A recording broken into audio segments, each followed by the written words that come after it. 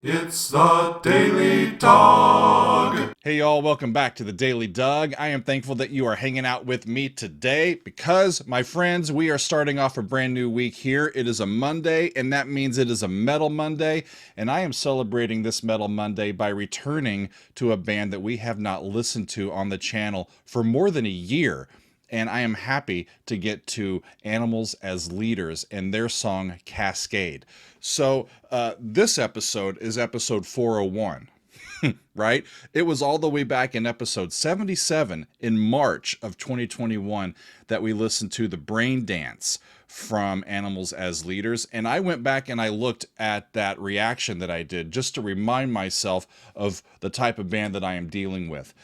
And I am a little trepidatious. I am worried that it's going to be hard to keep up with these guys because they are unbelievable virtuosic musicians who also, at least in what I've heard so far, find this way to weave in really great riffs and melodies amidst the virtuosity that they are using in their compositions.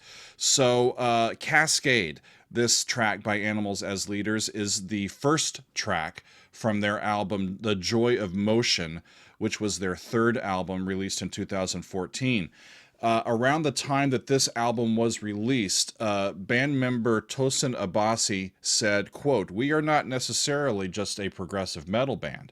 If you try to put Animals as Leaders into a certain box, there are some songs that just don't fit into that box." And what he is referring to is that as I read into this band, they are described in many, many different ways. Their music is described as having elements of electronica, of dance, of even ambient sounds, as well as just straight ahead metal, prog, jazz, whatever else you want to throw in there, y'all. They seem to be able to do it all.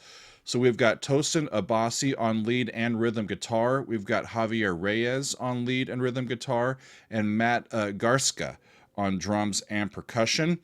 On the studio album, they are joined by Misha Mansour of the band Periphery on bass and programming and keyboards for this track. However, I always like to be able to watch musicians play their music if I am able to. And I have spot checked a live performance of this that they gave at the Guitar Center in Hollywood in June of 2014, just a few months after the release of this album. And that's the one that we're going to go with, y'all. So this is an instrumental. There are no lyrics. And we're going to try to keep up, y'all. So this is Animals as Leaders at the Guitar Center in Hollywood back in 2014, playing their tune, Cascade. Here we go. I'm Nick Harcourt, and we're here with Tosin, Matt, and Javier from Hi, Nick. Animals as Leaders. First song. Wait a Tell minute. me about the first song. Hang on. How many strings is that? That's a big looking guitar. 1, 2, 3, 4. Looks like an 8-string guitar. Is it? Okay. We're going to play Cascade, which is actually the first song off of our album, The Joy of Motion, as well. Cascade. And I know it's a cool track that kind of covers a lot of ground, and I kind of named it Cascade because it's this cycling sort of cascade of notes happening like almost the entire time. All right. Cool, let's listen to it. Let's get it. Right on.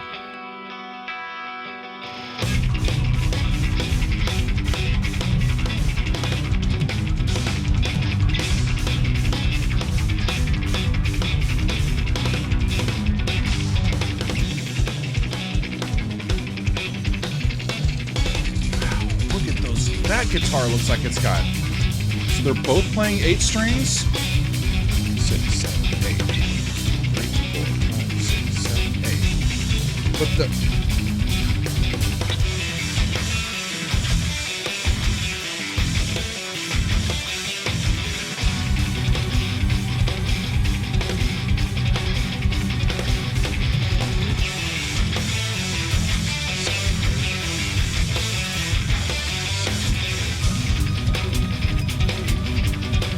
Unbelievable, y'all.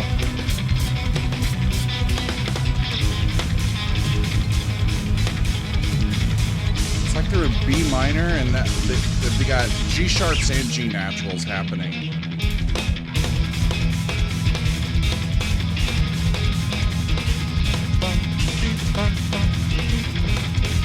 I guess you don't need a bass player when your guitar has all those strings on it, right?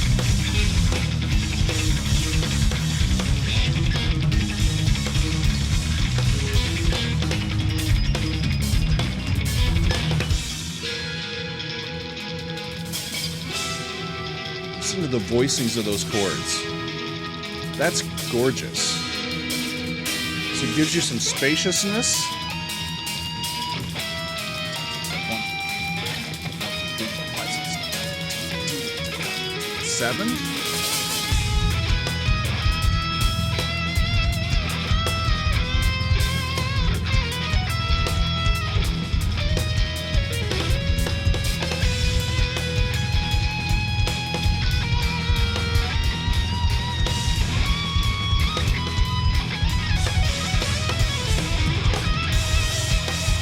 The drumming is unbelievable. The guitar playing is unbelievable.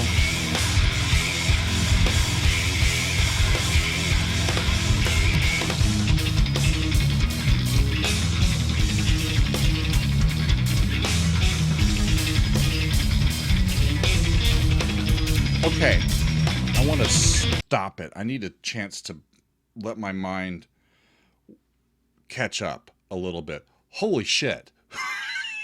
Is the first thing that I want to say. That's amazing, y'all. Absolutely, absolutely amazing. It's intense. It's virtuosic. It's experimental. It's technical. It's melodic. It's revolutionary, y'all. There's a whole bunch of stuff going on. Here's what I hear, and I'm not sure that I have it pegged yet. It sounds like they are doing overlapping meters. There is... When the drums go into what it feels like our halftime, okay, the guitars are going just really quick, right? With these really quick riffs. This is my air guitar. Yeah. When the drums go into what feels like halftime, it feels like there are overlapping meters, polymeters, more than 1 meter at a time. The first thing that comes to mind that I've looked at recently is some King Crimson with how they deal with rhythms. Especially, we took a look at Discipline by King Crimson on our Behind the Score series and how they're messing with multiple metrical structures within the construct of the piece where different players are playing different meters at the same time. So if the drums are in 4, for example, and the guitars are in 5. They only match up to start a new phrase together at certain points. So for instance, if we have, let's say 5 bars of 4/4, that's 40 eighth notes. 5 bars of 4/4 is 40 eighth notes. Right? 8 notes per bar times 5 bars, 48th notes, right? If we go to 5/8, we need, okay, math, don't escape me now. We need 8 bars of 5/8 to get us 48th notes. Okay, so think about that. We've got 5 bars of 4/4 and 8 bars of 5/8 happening at the same time. That may not be exactly what's happening here, but it's just an example of how one player can be playing in 1 meter and another player can be playing in a different meter, and they have different little bar lines, right? For lack of a better term, until they kind of all line up together at the end of the macro pattern. And that's why it feels to me like the large beat. The large beat in some of these sections are symmetrical and danceable in 4, right? While the subdivision underneath it feels like it's going around in asymmetrical, quick little patterns. That fast engine that's happening underneath gives us a feeling of asymmetrical meter, while in effect, the drums are doing symmetrical meters. So we get both a symmetrical, danceable bop sort of feel, while we also get asymmetrical little proggy patterns underneath it. I don't know, I need to keep listening, but that's where my brain initially goes, is that it feels like there's different types of meters happening at the same time. I want to back up a little bit, y'all, and see if we can get caught up in this. Off we go. Back into this wicked solo.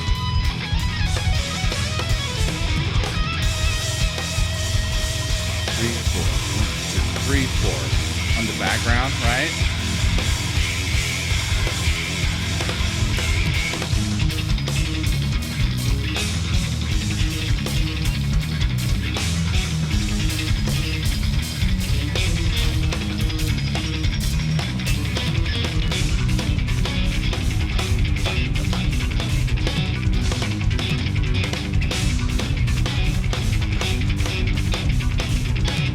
I can't figure it out, y'all.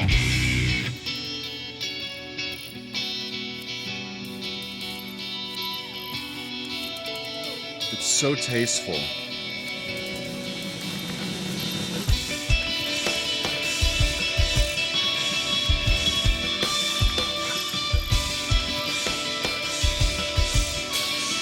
Now the symmetrical part was on that cymbal in that spot. Another solo.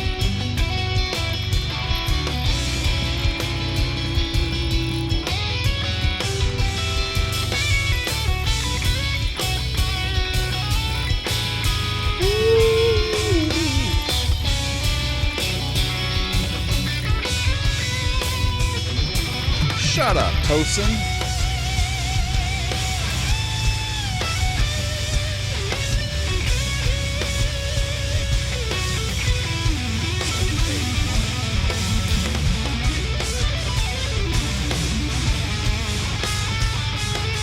Sounds like this is a macro straight 4, y'all.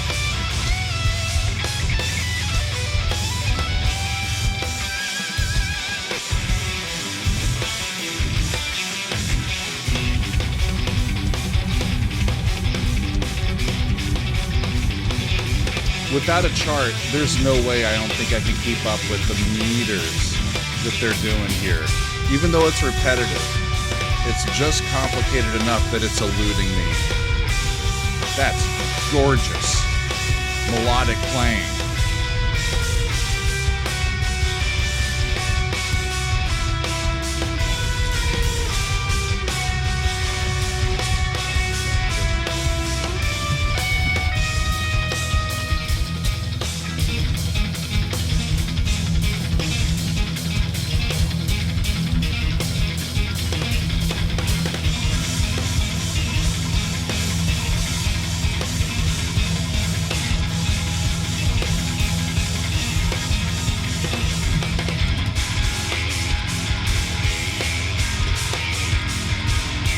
Unbelievable.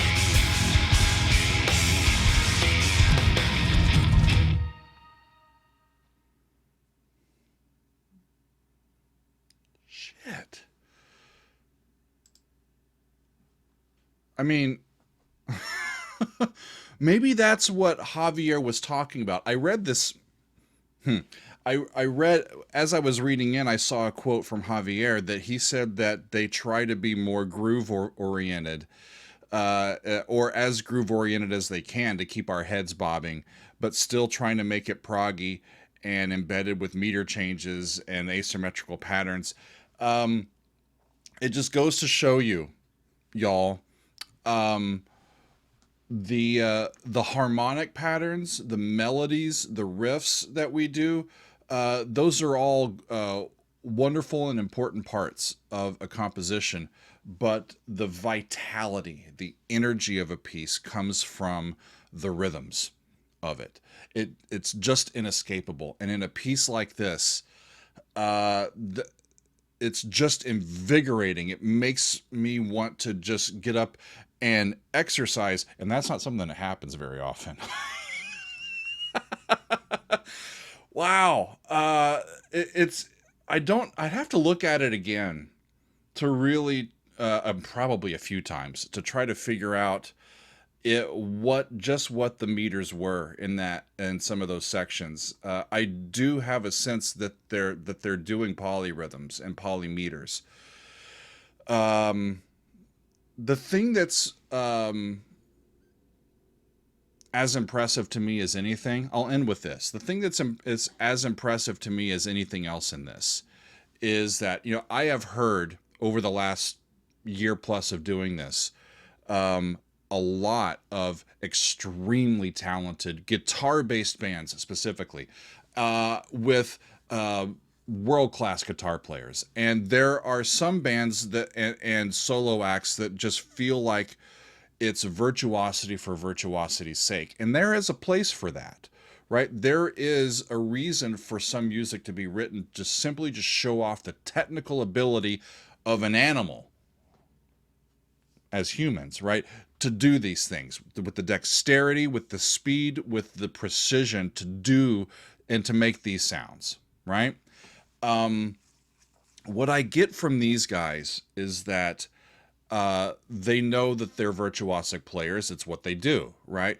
But they're interested in crafting real pieces that people can really groove to. There was a spot early on where they kind of stopped the motion and they had these wonderful guitar chords. The voicings of that was really fascinating, and I don't know if that's just because they've got an 8-string guitar and they've got the ability to reach voicings that I don't normally hear, but that sounded really new to me and unique. You know, and then they're crafting melodic melodies in through these as well that we have a chance to hear, even while the drums are going nuts in the background and the other guitar player. It's like they're taking turns doing, you know, rhythm stuff and lead stuff. I can imagine going to a concert of theirs and being completely and totally mentally and physically just overwhelmed and drained in the best possible way after experiencing some of their music live. I can only imagine. Maybe sometime we'll get to them live. This was awesome though.